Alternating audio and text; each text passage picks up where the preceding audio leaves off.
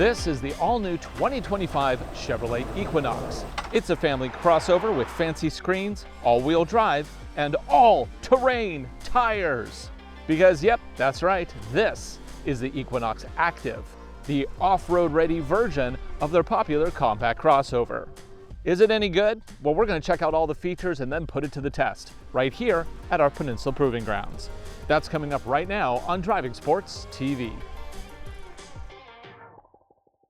In 2024, the Chevrolet Equinox was the 7th best-selling compact crossover. It was just behind the Subaru Forester, Kia Sportage, Nissan Rogue, Hyundai Tucson, Honda CR-V, and the bestseller for the category, the Toyota RAV4. With this 2025 redesign, Chevy is aiming to be a little bit higher on the charts. They gave it new looks, upgraded tech, nicer materials, an updated powertrain, and they even included a new adventure-oriented model in the lineup. This is the Equinox Activ. It features chonky general grabber all-terrain tires wrapped around 17-inch alloy wheels, a unique interior, and a slightly more rugged-looking front grille. Now, I mean, if you compare this to the other models in the lineup, yeah, this is slightly more rugged. So does it come with underbody protection and recovery hooks? No, it does not, but we're still going to put it to the test. But before we do that, let's check out all the features. The model Chevy sent us for review arrived with the safety and technology package. It's also painted cacti green with a contrasting summit white roof. Total price, as you see it here, $37,470 US, including destination. Under the hood is a standard 1.5-liter turbocharged engine. This is connected to an 8-speed automatic transmission, and it powers all 4 wheels through an on-demand all-wheel drive setup. Yes, the all-wheel drive button even lets you toggle the system on or off. Plus, there are several drive modes, including an off-road setting. EPA rates economy at 24 miles to the gallon in town and 29 on the highway. In the back, there is a surprising amount of cargo space for a compact crossover. This has almost 30 cubic feet with the second row in place. Fold it down for up to 63.5 cubic feet. The floor is flat, which means you can also sleep in a pinch. I am 6'1" and I fit fine, though obviously I cannot stretch my legs out. Under the floor is a space saver spare. Okay, let's check out this second row. Oh yeah, seat is nicely padded. I have lots of room for my legs. I'm 6'1", legs torso proportionate. I got tons of room for my knees. This is where I would be sitting if I were driving, and I got plenty of room. I also have room for my head. Down here I get vents, 2 USB-C sockets, a tiny little bin down there for some reason. And right here I get a fold-down armrest with integrated cup holders. Absolutely zero complaints about the second row. The interior here is pretty interesting. There is a wide assortment of materials and designs, and some of it is good. That's padded, that's kind of nice. There's this fade effect going on over there. And then you look at these vents, and I kind of feel like half the budget was spent on the development of these vents. And then they looked at this door panel and said, you know what, just put a molded piece of plastic, it'll be fine. I mean, okay. It's a little weird, but everything is facing the driver. They have replaced a number of buttons and switches with digital equivalents, such as headlights, which are located up here in the infotainment system. And this infotainment system is using the Google system. So on the left, we have quick keys to a number of different functions. And of course, we have integrated mapping. We also have apps. We have music, XM satellite radio. And of course, it also supports Apple CarPlay and Android Auto wirelessly if you want to use that. Below that, we do get physical switchgear for the dual zone climate control. And the seats are heated here, and you get 3 button pushes right there. Now, with all the buttons they've removed, they give you this really big bin in the center. Up here we have USB-C, USB-A sockets. Beneath that, we have a place to put a mobile device with Qi charging. And then we have a mode dial right here. And the mode dial basically in this vehicle comes with 3 different modes. We have normal, we have off-road, and we have snow and ice. We don't have any snow and ice today, but we can play with the off-road section because of course we own our own off-road test park. The steering wheel is wrapped Feels really nice. Good materials. It's kind of a chonky wheel, but it is heated also, which is great. And then I can switch through a number of different views in the digital gauge cluster using the button down here. Now, on the left, we do have an L button. What that does is it basically locks us into low mode, which is first gear. This does not have, of course, a dual speed transfer case. That really just keeps us into gear 1. We can then use the paddle shifters to go all the way up to all 8 gears. Toggle back down, hit L, and we're back to normal drive. So yeah, it's all pretty straightforward stuff. We have collision mitigation, blind spot warning. This also has a rear view camera with a surround view, which is kind of nice. And of course, you will notice that we have the drive controller located up here. It is not down here. Now, no sunroof at this trim level. You get an eyeglass holder there. Yeah, you know, the seats are pretty comfortable. They're padded, and they are kind of like this combination of materials. You have some, you know, some synthetic leather, some fabrics. They look kind of cool, and they actually have a nice soft cover on them, so I kind of like that. Right, well, let's start this review off with a drive, and then we're going to come back here and put this vehicle to the test. Now, it's kind of amusing here. I mean, this is the company that made the Blazer back in the 70s and 80s. The Blazer, of course, was a body-on-frame SUV that was designed, you know, for the rugged uses of an SUV back in the day. And then, of course, when they came back out with the new Blazer, it was a generic crossover. No pretense of going off-road at all. Whereas, of course, Ford took their classic Bronco and made it one of the best-selling modern-day body-on-frames SUVs on the market. So, who made the right call there? Was it Chevy or was it Ford? I think it might have been Ford. Well, I bring this all up because this vehicle is kind of weird. So, they took the idea of the Blazer and they made a smaller version of it. That is what this is, the Equinox. And, oh, look at that. It's an old Land Cruiser. Yeah. Anyway. So this is basically a smaller version of the Blazer. It has very similar looks. It is definitely a street-oriented vehicle. So what did they do for 2025? They throw some general grabber all-terrain tires on it and give it a slightly reworked grille and say, look at that, boom, off-road ready, baby. Is it? I mean, Nissan kind of did the same thing with the Pathfinder Rock Creek, where they basically just took an existing vehicle that was not designed for any off-roading, and they threw some of the chunkiest tires you can get from the factory. It's a weird take, and the reason why it's so weird is because chunky all-terrain tires are not particularly good on the street. You know, if they're on a truck or they're on a, you know, rugged off-roader that legitimately can go off-road, sure, you can make that compromise on the street. But do you want to make that compromise with a vehicle that really probably isn't that great off-road? And it certainly doesn't look like it is. Now, we are going to test the off-road capability because it has an off-road mode and it has all-terrain tires. Those are key criteria for doing our off-road tests. But let's just say I find it a bit weird. The company that gave us the original Blazer is giving us an off-road ready trim of basically the car equivalent of mom jeans. It's weird. Anyway, well, let's take this for what it is. On the road, I can hear the tires. They're a little rolly because, of course, they're pretty knobby. So that's a compromise you're going to make. You're also going to make a compromise with grip on pavement using all-terrain tires. They just don't have the same kind of adhesion that you get in all weather conditions. So the suspension actually feels pretty good. Outside of that road noise, it's a pretty decent cabin. I imagine if you put regular tires on this, it would actually be quite nice. And of course, if we go to L button here, I can go through the gears This is now a standard 8-speed automatic. They chucked the CVT to the curb. So yeah, we can actually pick real gears, which is nice. And if you want to have improved economy, you can always hit the all-wheel drive button on the left here, and it will switch to dedicated 2-wheel drive with the 2 wheels being driven up front. This really reminds me of the old Suzuki Kizashi. It had a button in the exact same place, and it did the exact same thing. It was the all-wheel drive engagement button. Man, Kizashi. Everybody remember that car?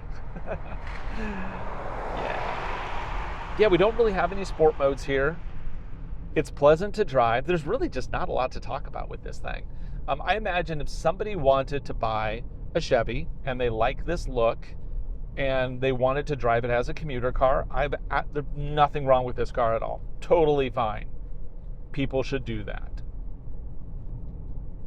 I even like the little touches of metal that we kind of have throughout the cabin. Like that feels like real metal on the steering wheel.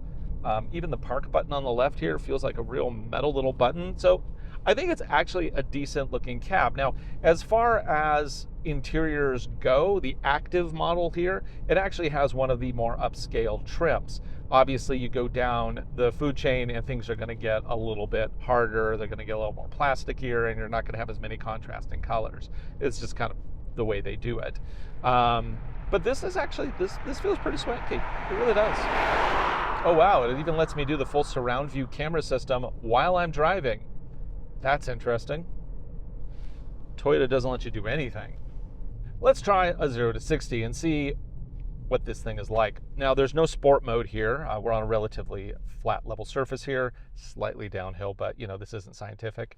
I'm just gonna drop the throttle. 3, 2, 1, and go.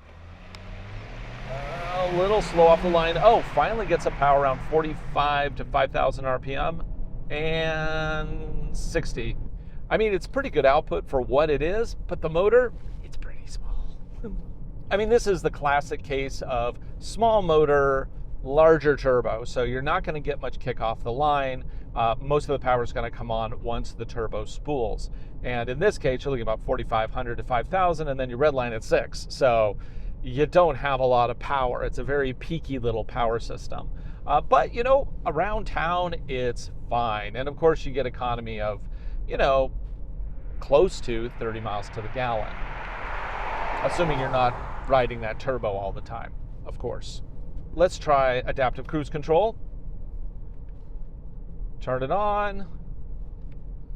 Okay, adaptive cruise set to 45.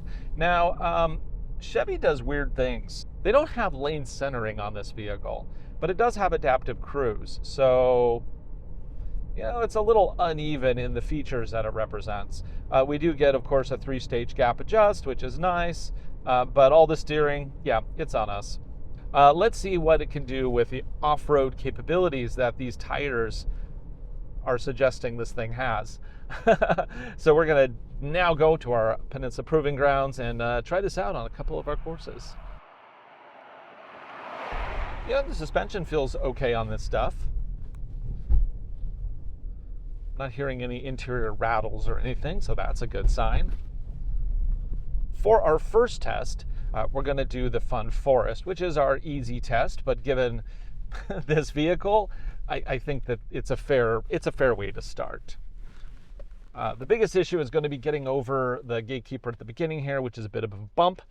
We see anything with less than 8 inches of ground clearance, or even around 8 inches, will rub on one side. I have no idea what the ground clearance is because Chevy doesn't seem to share that information. I can't find it on spec sheets. I can't find it in other reviews. And when I do find it, it's all over the place. So, right. We're going to find out right now, I guess. Does this have more than 8 inches of ground clearance? I'm guessing it doesn't. Oh, can I turn on my camera here as a trail cam? Of course, I have to dive into the menus because, oh yeah, look at that. Trail cam. Nice. Ooh, definitely lifting a wheel there. Listen for rubbing. Oh, my Bronco Sport rubbed right here, and that had 8.1 inches of ground clearance. So that's not bad. We must be doing a little bit better, at least on that side. through here. So far, I'm just in normal. I haven't actually engaged trail mode yet. We'll do that in just a moment. So we made it in. That's good. Let's go ahead and switch it over to off-road mode. And according to their own screens here, off-road mode is for loose surfaces that require extra traction, such as grass, mud, gravel, and deep snow.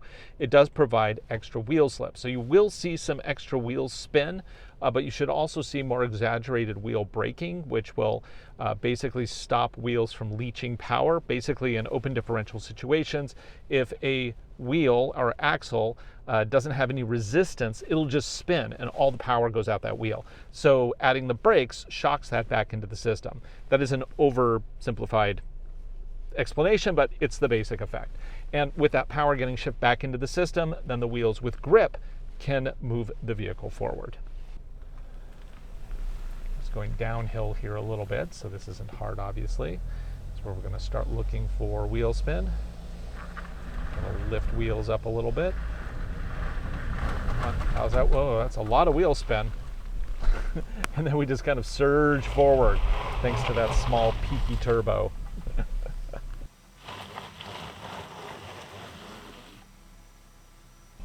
Now we're going to add a little throttle to see if it can deadlift us up.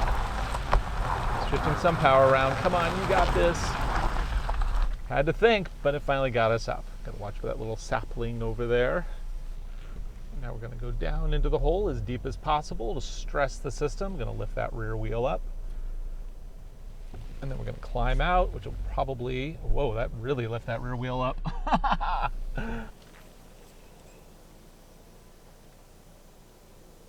to lose a little traction on the driver front side here as we lift.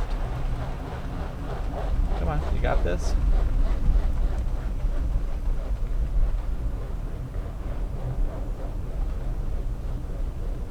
Okay, I'm going to add more throttle because apparently we need, it says vehicle stuck, turn off traction.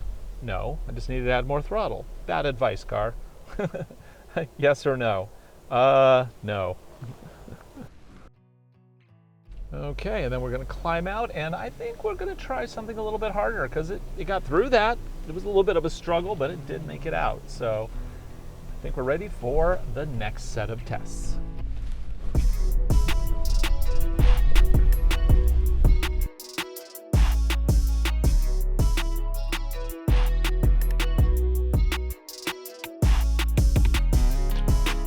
Okay, so these are the moguls. Now recently I did bring out the new Bronco Sport from Ford that we bought, and that one did scrape a little bit, but it has underbody protection, so it didn't really matter.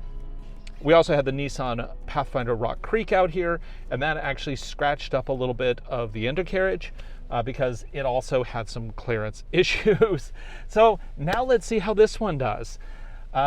Today it is warmer than on those other two tests, so the ground is super soft and squishy in spots. This entrance is going to be muddy, but we have all-terrain tires, and one of the benefits of a proper off-road mode is it allows you a little bit more wheel spin, which helps clear the lugs so you have better grip in muddy situations.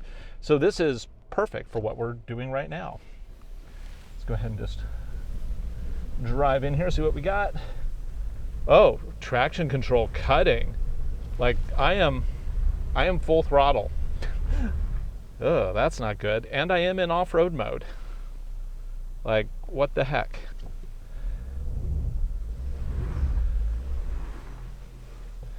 Apparently we need to throw ourselves a little bit more into this. Let's go ahead and reverse a little bit and we'll try that again. This time we'll use momentum to get through because apparently straight throttle wasn't doing it. It was cutting power way too much. Now, there is a way to probably remove traction control, and we'll do that if we need to. Oh, it's just I am full throttle literally right now. And yeah, that's not working. Okay, so let's try another thing. We're going to go to traction control, turn that off. And try that again. And this is not impressive so far. Come on, full throttle. There we go. Come on, we got this. Oh, don't want to slide into that tree.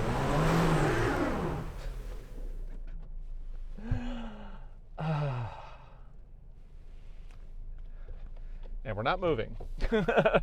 But we are getting our vehicle completely covered in mud. This is literally 10 feet of mud. Can we get through this? Nope.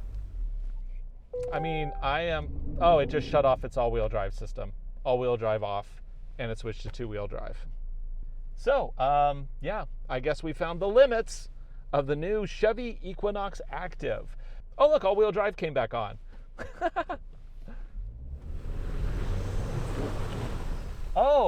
So I see how it is. It had to think about it for a second. It had to overheat, conk out, shut down. Oh my God, are you kidding me? You have such chunky tires. Why is this so difficult? And all-wheel drive just shut off again. Can I manually override? No, the button doesn't do anything either. I just have to wait for it to cool down, I guess. So oh, all-wheel drive is back now. Can we move ahead? Yes, we can. That's so weird. It like struggles so hard, shuts it down, restarts it, and then we can drive forward. Like, what is going on with this system? It's weird.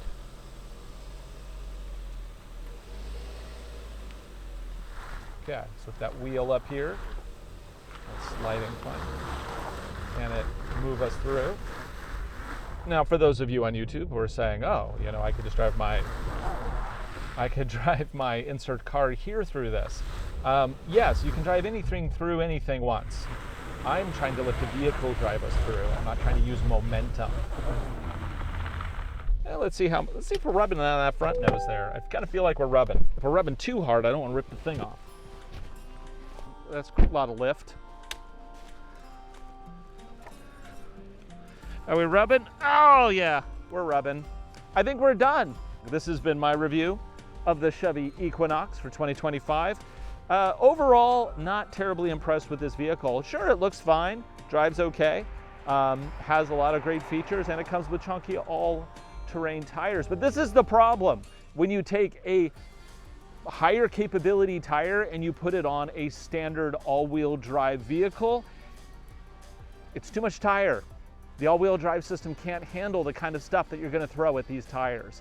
And that is how you get into a situation like this. And we're going to back this out because we're done. For Driving Sports TV, I'm Ryan Douthit. Thanks for watching. Be sure to like, subscribe, share videos. We make them for you. Hope you enjoy them. And I hope you enjoy this look at the 2025 Chevy Equinox Activ. Or not so active, am I right? Oh, that was bad.